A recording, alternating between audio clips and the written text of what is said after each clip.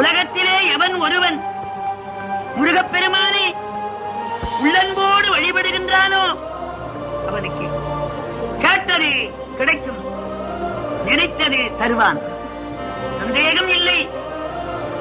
ஒருவேளை அவன் அப்படி தவறுவானால், உன்னை காப்பாற்றவில்லையானால், என் நெற்றியிலே இருக்கிற திருநீற்றை தானே அழித்து விடுவேன். இது சத்தியம்.